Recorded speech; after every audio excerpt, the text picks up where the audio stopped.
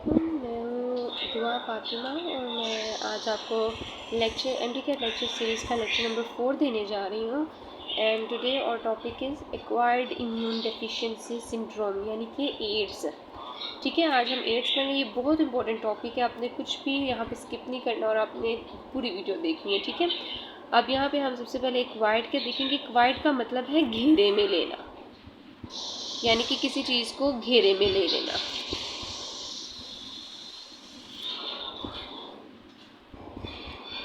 घेरे में लेना, ठीक है। उसके बाद जो हमारे पास डेफिशिएंसी है उसका मतलब होता है कमी होना। और सिंड्रोम, अगर कोई जो वायरस जब एक से ज़्यादा चीज़ों को इफ़ेक्ट करता है तो उसे सिंड्रोम कहते हैं। एक से ज़्यादा हमारी बॉडी की प्लेसेस को जब इफ़ेक्ट किया जाता है एट वन टाइम तो जो है ना इसे कहते हैं सिंड्रोम। इफ़ेक्ट मोर, ये इफ़ेक्ट करता है मोर देन वन प्लेसेस को एट अ टाइम, तो उसे जो है ना क्या कहते हैं, उसे कहते हैं सिंड्रोम। ठीक है, अब यहाँ पे हम इम्यून, अच्छा जी, तो हम इम्यून की बात कर रहे थे। इम्यून का मतलब होता है इम्यूनिटी प्रोवाइड करना। जब हम एड्स की बात करते हैं तो यहाँ पे इम्यूनिटी प्रोवाइड करने का जो हमारे पास काम करता है वो होता है यहाँ पे इम्यून, यानी कि जो टी हेल्पर सेल्स हैं उनकी बात की जा रही है। ठीक है, टी हेल्पर सेल्स की बात की जा रही है। ओके, अब हम पूरा एड्स का अगर मतलब समझे तो इसका मतलब है कि टी हेल्पर सेल्स की कमी की वजह से जो सिंड्रोम होते हैं वो अफेक्ट करते हैं मोर देन वन प्लेसेस को in our body, more than one parts को एट अ टाइम। तो इसे क्या कहते हैं, एक्वायर्ड इम्यून डिफिशिएंसी सिंड्रोम। ठीक है, ये एक अपॉर्चुनिस्टिक डिजीज़ है। अपॉर्चुनिस्टिक डिजीज़ का मतलब वो होता है कि जहाँ पे भी टी हेल्पर सेल्स जो है ना वो कम होंगे तो ठीक है, ये जो है ना वहाँ पे जो है ना अटैक करेगा और अटैक करके जो है ना वहाँ पे डिज़ीज़ कॉज कर देगा। ठीक है, इसीलिए जो एड्स में होती है ना एट अ टाइम, मतलब बहुत ज़्यादा वीकनेस और ये इसके सिम्टम्स हमें भी बाद में पड़ते हैं। ठीक है, तो ये भी यहाँ तक आपने समझ लिया कि ये अपॉर्चुनिस्टिक डिजीज़ है और टी हेल्पर सेल्स की कमी की वजह से जो सिंड्रोम होते हैं उसे जो है ना एड्स कहा जाता है। अब हम बात करेंगे इसके सिम्टम्स की। ठीक है, कि ऐसे कौन से सिम्टम्स हैं जो अपीयर होते हैं तो तब हमें इंसान को पता चलता है कि यार इसको एड्स है। ठीक है, सबसे पहला हमारे पास है निमोनिया। ठीक है, निमोनिया।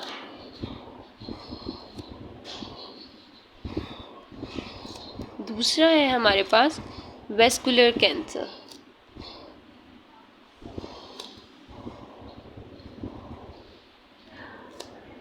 और इसके अलावा हमारे पास यहाँ पे वेट लॉस होता है।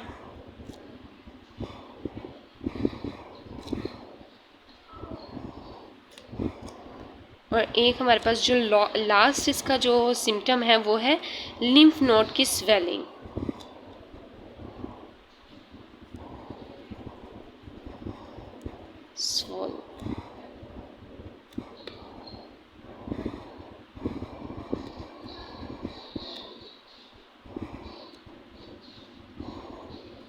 लिम्फ नोड जो है ना स्वेल हो जाते हैं। अब मैं आपको इसकी जो है ना रीजंस बताती हूँ कि मतलब क्यों हमारे पास ये होता है, निमोनिया क्यों होता है। अब ये समझने की बात है कि जो हमारा ये जो म्यूकस होता है ना, हमारे अल्लाह ताला की तरफ से कुदरती तौर पे हमारे जो है ना नॉस्ट्रल्स में पाया जाता है म्यूकस। ठीक है, ये जो बैक्टीरियाज होते हैं, जितने भी जो है ना होते हैं डस्ट पार्टिकल्स होते हैं ना, ये इनको जब हम इनहेल करते हैं, जब हम सांस लेते हैं तो ये इनको अपने अंदर अटैच कर लेता है म्यूकस, जो रेशा होता है। ठीक है, जो रेशा होता है ना वो फिर ये पर डे मतलब रोज़ का रोज़ ये काम होता है। ये म्यूकस जाता है हमारे लंग्स में एल्वियोलाई पे वाइट ब्लड सेल्स पाए जाते हैं। जो वाइट ब्लड सेल्स होते हैं ना, ये म्यूकस को अपने अंदर जो है ना इनको म्यूकस को रोज़ का रोज़ ख़त्म कर देते हैं, उसको डिस्ट्रॉय करते रहते हैं। ठीक है, तो उसके साथ जो डस्ट पार्टिकल होते हैं, जो होते हैं डस्ट पार्टिकल्स, इसके अलावा बैक्टीरियाज जो होते हैं वो सब जो है ना डिस्ट्रॉय कर देता है वाइट ब्लड सेल्स। तो ये रोज़ के रोज़ हमारे अंदर काम हो रहा होता है। ठीक है ना, ये थोड़ी तादाद में तब म्यूकस बनता है, लेकिन नमूनिया के केस में क्या होता है कि जो लंग्स हैं वो हमारे जो म्यूकस है वो हमारे जो है ना अंदर ज़रूरत से ज़्यादा बनना शुरू हो जाता है। कहते हैं ना बंदे को रेशा हो गया है, तो जब वो ज़रूरत से ज़्यादा बनता है हमारे अंदर, ठीक है, वो लंग्स में जाता है तो जो एल्वियोलाई में रेड ब्लड सेल्स होते हैं वो उसको डिस्ट्रॉय करना छोड़ देते हैं। जब वाइट ब्लड सेल्स म्यूकस को डिस्ट्रॉय करना छोड़ देते हैं तो म्यूकस जो है ना अकोमुलेट होना शुरू हो जाता है। हमारे लंग्स के अंदर जो म्यूकस है वो अकोमुलेट होता है।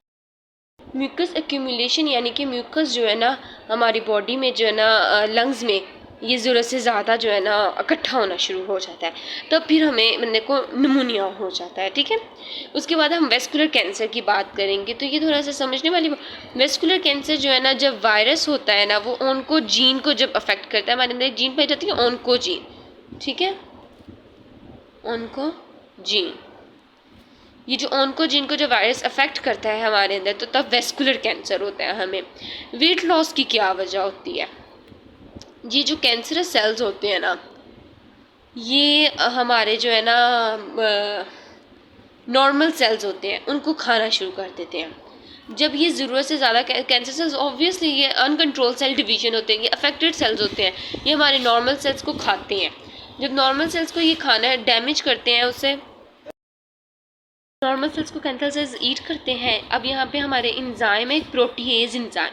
प्रोटीएज इंजाइम के ज़रिए जो कैंसर सेल्स होते हैं वो नॉर्मल सेल्स को ना डैमेज करते हैं, उनको डिस्ट्रॉय कर देते हैं।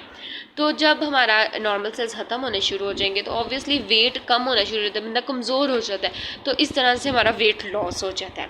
ठीक है, अब स्वोलन लिम्फ की अगर हम बात करें तो हमारे जो है ना लिम्फेटिक सिस्टम जो है उसमें लिम्फ नोड्स पाए जाते हैं। लिम्फ नोड्स जो होते हैं ना ये पाए जाते हैं। बाज़ का अगर आपने सुना होगा कि कहते हैं कि टॉन्सिल्स हो गया बंदे को, वो असल में कैसे होते हैं? जो वाइट ब्लड सेल्स है ना वो कंटिन्यूसली जो है ना डिवाइड करना शुरू हो जाते हैं।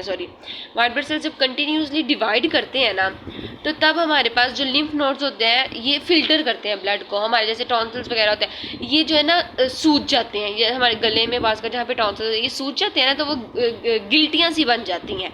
ठीक है, तो वो कंटिन्यूसली जब डिवाइड होते हैं वाइट ब्लड सेल तो ये लिम्फ नोड्स स्वेल हो जाते हैं और इसे जो है ना स्वोलन लिम्फ का नाम दिया जाता है। अच्छा, लिम्फ नोड्स की मैं एक बात कह रही थी, ये हमारे ब्लड को फिल्टर करते हैं। ये आगे जाके हम लिम्फेटिक सिस्टम में भी पढ़ेंगे।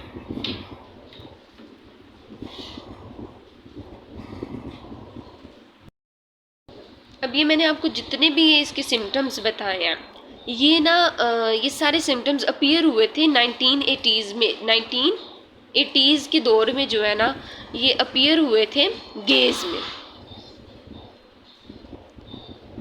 गेज में ये अपीयर हुए थे। गेज क्या होते हैं? गेज जो होते हैं ये होते हैं होमोसेक्सुअल। ठीक है, होमोसेक्सुअल कौन से पर्सन्स होते हैं? वो जो अपने ही जो है ना सेक्स को पसंद करते हैं, यानी कि जो फीमेल्स हैं वो फीमेल्स को लाइक करती हैं, जो मेल्स हैं वो मेल्स को लाइक करते हैं। These are the homosexuals. जब 1980s में ये सब डिजीज़ जो है ना ये जो था एड्स का जो मसला वो हमारे पास गेज में जो है ना हमें मिला था। ठीक है, इसके बाद जो है ना ये ट्रांसफ़र होना शुरू हो गया नॉर्मल पीपल्स को। ठीक है, नॉर्मल जो पीपल है, नॉर्मल जो लोग थे जिनको मतलब जो होमोसेक्सुअल नहीं थे उनको ये ट्रांसफ़र हुआ।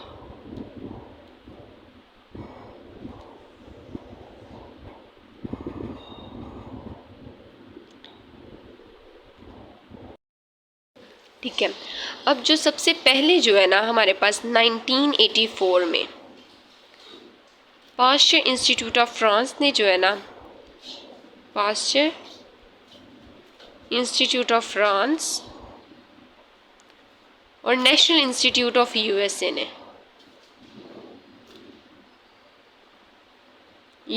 इसको आइडेंटिफाई किया था। लेटर ऑन इन 1896 इसको नाम दिया गया विच इज़ HIV। ठीक है, HIV इसको नाम दिया गया। HIV क्या है? HIV रेट्रोवायरस है, ये आपने याद रखना है। ये मैं बता चुकी हूँ लेकिन ये आपने याद रखना है, रेट्रोवायरस है HIV। ओके, उसके बाद अब HIV को ये देखना था कि क्या सिर्फ ये जो ह्यूमन बींग्स हैं इन्हीं में ट्रांसफ़र हो रहा है या ये मंकीज़ वगैरह में भी ट्रांसफ़र हो रहा है। ठीक है, तो सबसे पहले अगर इसको मंकीज़ को इससे इफ़ेक्ट किया गया, ठीक है, तो जो मंकीज़ में देखा गया कि ये जो है ना रेप्लिकेट कर रहा है। ठीक है, लेकिन ये उन्हें जो है ना डिज़ीज़ नहीं कोई हो रही, उनको मतलब कोई बीमारी नहीं हो रही, वो इससे ये जो है ना रेप्लिकेशन हो रही है उसमें वायरस की, लेकिन डिज़ीज़ नहीं हो रही। इसकी वजह क्या थी, इसकी वजह मैं आपको बताऊंगी लेकिन थोड़ी देर में, ठीक है। जो इसमें डिजीज़ नहीं हो गया, तो इससे उन्होंने ये इस चीज़ का जो है ना रिजल्ट निकाला कि जो HIV है ये होस्ट स्पेसिफिक है, यानी कि ये स्पेसिफिक होस्ट को जो है ना इन्फेक्ट करता है। अब मैं मंकीज़ की बात कर रही थी यहाँ पे कि मंकीज़ में क्यों जो है ना ये जो है ना डिज़ीज़ नहीं कॉज करती, क्योंकि मंकीज़ में ना इंटरफीरोन होता है। इंटरफीरोन होता है, नेचुरली इम्यूनिटी होती है उनके अंदर, तो वो जो है ना इससे लड़ लेते हैं, मतलब ये कॉज नहीं करता है उनके अंदर डिजीज़। इंटरफीरोन की वजह से जो मंकीज़ में ना ये आगे से जो है ना डिज़ीज़ कॉज नहीं करती। तो अब हम जो एड्स में जो वायरस है उसका स्ट्रक्चर के बारे में बात करेंगे कि इसका स्ट्रक्चर कैसा होता है।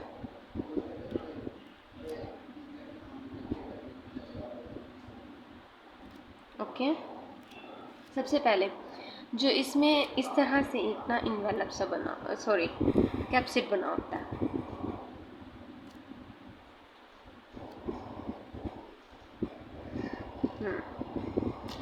ये इससे कहते हैं कैप्सिड।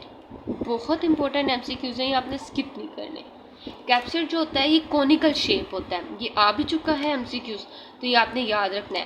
कैप्सिड कोनिकल शेप का होता है। इसके बाद ये हमारे पास है 2 RNA, ये सेम होते हैं RNA हमारे पास, इसमें 2 RNA पाए जाते हैं। RNA में 9 जीन्स होती हैं। ये अभी मैं लास्ट पे जो है ना आपको इसकी 9 जीन गिनवाऊंगी भी कि कैसे 9 जीन्स होती हैं, ठीक है। ये हमारे पास है प्रोटीएज,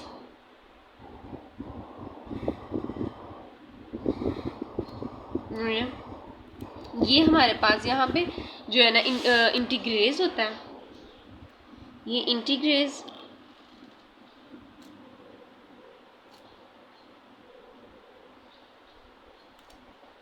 और ये हमारे पास रिवर्स ट्रांसक्रिप्टेज होता है।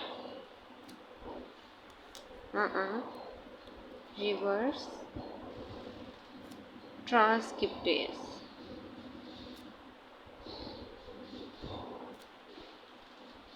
ओके। अब ठीक है, ये हो गया हमारे पास सब कुछ। अब इसमें जो है ना हमारे पास इस तरह से कुछ ना, ये ऐसे एक लाइन और उसके ऊपर ये स्पाइक्स सी बनी होती हैं। हमारा जो ये इसका जो इन्वेलप होता है इसके ऊपर यूँ स्पाइक्स बनी होती हैं। जो इन्वेलप, इसे कहते हैं इन्वेलप। इन्वेलप जो होता है ये हमारे पास कहाँ से बनता है? इन्वेलप बनता है फ्रॉम सेल मेम्ब्रेन, यानी कि जो होस्ट की सेल मेम्ब्रेन होती है उससे ये इन्वेलप बनता है। और जो स्पाइक्स होती हैं, ये जो स्पाइक्स हैं 72 स्पाइक्स हमारे जो है ना इसमें पाई जाती हैं, ठीक है। 72 स्पाइक्स पाई जाती हैं। ये स्पाइक्स हमारे पास बनते हैं फ्रॉम वायरस, यानी कि जो इन्वेलप है ये बनता है सेल मेम्ब्रेन से, और जो स्पाइक्स हैं वो हमारे पास वायरस की ही होती हैं, ठीक है। और ये जो ये गोल गोल सा आपको एक सर्कल से नज़र आ रहा है इसे कहते हैं GP120, और ये जो है इसे कहते हैं GP41। ओके, अब जो GP120 है ये सरफेस प्रोटीन है। ये सारे आपके MCQs हैं वो अपनी एज इट इज़ याद करना है, ठीक है। ये है सरफेस प्रोटीन, ये it is used for attachment. Attachment किसकी, ये मैं आपको नेक्स्ट इसके लाइफ साइकिल में बता, सारी आपको समझ आ जाएगी। अभी ये सिर्फ कुछ MCQs हैं, आपने ऐसे याद करने, अटैचमेंट के लिए यूज़ होता है। और जो GP141 है ये हमारे पास ट्रांस मेम्ब्रेन प्रोटीन है, ट्रांस मेम्ब्रेन प्रोटीन है। It is used for fusion, okay.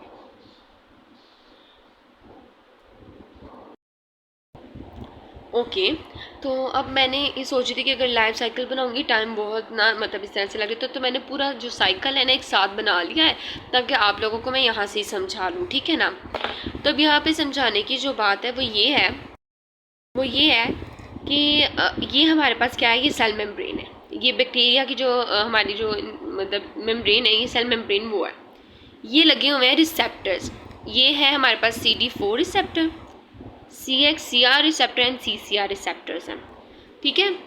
सबसे पहले हमारे पास क्या होता है, ये CD4 रिसेप्टर्स होते हैं, ये क्लस्टर डिफ्रेंसिएशन के लिए यूज़ होते हैं, ठीक है। यहाँ पे वायरस आता है कंप्लीट, जो इसका GP120 वाला उसकी अटैचमेंट करवाता है, ठीक है। मैंने आपको पहले बताया था ना कि अटैचमेंट के लिए यूज़ होता है। GP41 का जो GP120 है ना, वो अटैचमेंट के लिए यूज़ होता है। ये अटैच होता है इसके साथ, रिसेप्टर्स के साथ, CD4 रिसेप्टर्स के साथ। और जो वायरस है, वायरस हमेशा अपनी वो जो है ना चीज़ अंदर डालता है, अंदर वायरस जो है इन्फेक्ट करता है उस चीज़ से, जिसको पता चाहिए काम करेगी, ये जो है ना इन्फेक्ट करेगी बंदे को, ठीक है। तो वो पूरा इन्वेलप अपना इसमें जो है ना बैक्टीरियल सेल मेम्ब्रेन में अपना इंसर्ट करता है, ठीक है। अब इस इन्वेलप को कहा जाएगा वीरियोन। वीरियोन कौन से होते हैं? जो कम्प्लीटली इन्फेक्शुअस पार्टिकल्स, उन्हें वीरियोन कहा जाता है। यानी कि वायरस को इसके मुकम्मल एतबार अच्छा मेरा ये चीज़ जो है ना, तो ये बंदे को इन्फेक्ट ज़रूर करेगी। वायरस हमेशा उसी चीज़ को अंदर इंसर्ट करता है, ठीक है। अब यहाँ पे इसका एक RNA निकलेगा, और जो RNA जो है ना रिवर्स ट्रांसक्रिप्टेज एंजाइम यूज़ होगा, और वो जो है ना RNA और DNA बना दे। इस DNA को कहते हैं कम्प्लीमेंट्री DNA, ठीक है। और इस पूरे पार्टिकल को कहा जाएगा DNA RNA DNA हाइब्रिड। ये RNA से DNA कॉपी होगा, फिर नेक्स्ट हमारे पास डबल स्ट्रैंड बन जाएगा DNA के। ये वायरल DNA, क्योंकि ये वायरस के RNA से कॉपी हुआ गया, तो इसलिए ये वायरल DNA है, ठीक है। अब ये जो वायरल DNA है, ये न्यूक्लियस में जाएगा, और न्यूक्लियस की होस्ट जो DNA है ना, उसके साथ अटैच हो जाएगा। अब ये काम कौन करवाएगा? ये काम करवाएगा रिवर्स इंटीग्रेस एंजाइम। जो इंटीग्रेस एंजाइम है वो used for the attachment of the viral DNA with the host DNA in the nucleus. जब ये वायरल DNA होस्ट DNA के साथ होगा, तो जैसे बैक्टीरियोफेज भी हुआ था, उसने कम्प्लीटली जो है ना बायोसिंथेटिक मशीनरी को ये हुआ था लाइसोजेनिक फेज में, ओके। तो ये हमारे पास मैसेंजर RNA बनाएगा। अब ये मैसेंजर RNA ये भी वायरल है, ठीक है, क्योंकि उसने वायरल DNA को कॉपी जो है ना हो गया, ठीक है। मैसेंजर RNA प्रोटीन्स बनाएगा। प्रोटीन्स कौन सी होंगी? ये भी वायरल ही होंगी, ठीक है। यहाँ पे अब जो प्रोटीन्स, वो डिफरेंट प्रोटीन जैसे इस तरह से ना बना देगा, ये RNAs अलग हो जाएंगे, इंटीग्रेस प्रोटेजेस, और ये सारी प्रोटीन्स अलग बनाएगा, ठीक है। इन प्रोटीन्स को एज अ शेप एक मेंटेन करेगा, इनको जो है ना एक शेप मुहैया करेगा, वो कौन होगा? वो प्रोटीएज एंजाइम होगा, ठीक है। अब ओवरऑल अगर हम इसकी एक दफ़ा फिर से रिवाइज कर लें, तो CD4 रिसेप्टर जो है ना 121 जो है ना CD4 रिसेप्टर के साथ 121 GP121 अटैचमेंट करवाएगा, उसका अपना इन्वेलप को वीडियोन को अंदर भेजेगा, वीडियोन से एक RNA बाहर निकलेगा, फिर रिवर्स ट्रांसक्रिप्टेज RNA को कॉपी करके DNA बनाएगा। इसे कहेंगे DNA RNA RNA DNA hybrid. DNA copy होएगा, डबल स्ट्रैंडेड DNA बन जाएगा। वो वायरल DNA जब न्यूक्लियस में जाएगा तो मैसेंजर वायरल RNA बनेगा। यहाँ पे उसके अटैचमेंट न्यूक्लियस में कराएगा इंटीग्रेस एंजाइम, और जो मैसेंजर RNA है वायरल, वो प्रोटीन्स बनाएगा, और प्रोटीन्स को एज ए मेंटेन इनकी शेप करेगा प्रोटीएज एंजाइम। अब एक पॉइंट ये समझने वाला, ये हमारे पास क्या है? ये स्पाइक्स हैं। स्पाइक जो है ना हमारे पास जो लगी हुई थी यहाँ पे, ठीक है, वायरल HIV पे। ये स्पाइक्स हमारे पास मेम्ब्रेन जो होता है, होस्ट की मेम्ब्रेन उस पे होती है। अब ये समझने की बात है, होस्ट की जो सेल मेम्ब्रेन है उस पे तब तक कोई चीज़ आके नहीं, कोई पार्टिकल, कोई चीज़ आके नहीं रुक सकता जब तक जो है ना वो गोल्जी से पास ना हो जाए। ये मैंने सारा पता क्यों लिख लिया था, ताकि आप लोगों को जल्दी, मतलब लेक्चर छोटा होता है, ये वैसे चैप्टर बहुत ईजी, अभी आगे बहुत मुश्किल चैप्टर है, मैंने स्टार्टिंग से ही ईजी चैप्टर से ही स्टार्ट किया है, ठीक है। तो ये जो गोल्जी से जब पास होता है ना, तो गोल्जी से पास होकर स्पाइक्यूल सेल मेम्ब्रेन पे आए हैं। तो अगर हमसे ये MCQ जा चुका है, पूछा कि कौन सी चीज़ है हमारे पास वायरल में जो होस्ट मेम्ब्रेन से पास होके आती है, गोल्जी से पास होके आती है, तो वो होती है स्पाइक्यूल्स होते हैं, स्पाइक्स होते हैं, ठीक है। अब एक और चीज़ देखें, फर्स्ट स्टेप, सेकेंड स्टेप और ये third step. First and second step, third step जो है ना साइटोप्लाज्म में हुआ है, सिर्फ जो न्यूक्लियस में स्टेप हुआ है वो सेकंड हुआ है। ये भी MCQ है, ठीक है। तो ये ओवरऑल हमारे पास इसका लाइफ साइकिल है। ये आप इसकी पिक्चर ले लें, या अगर आपने नोट्स बनाने तो अपने नोट्स बना लें, तो ये आपने ज़रूर इसका याद रखना है, ठीक है। अब हम इसके 9 जीन्स की बात करेंगे कि 9 जीन्स कहाँ से आती हैं। अब ये जो 9 जीन्स है, मैं आपको समझाती हूँ, जो हमारे पास RNA की टोटल 9 जीन्स थी वो कैसे आई।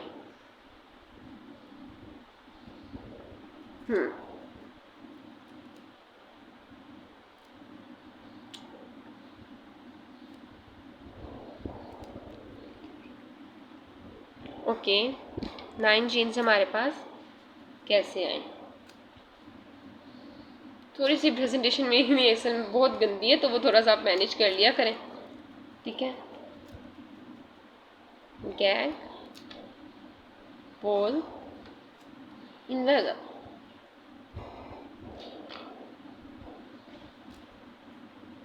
ओके।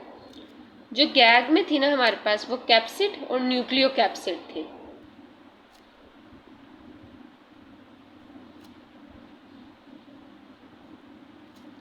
वॉल में हमारे पास थी रिवर्स ट्रांसक्रिप्टेज, इंटीग्रेजेज और थी हमारे पास प्रोटीएजेज। ये जो हमने वायरस में जो एंजाइम्स पढ़े थे ये वो थे, ठीक है।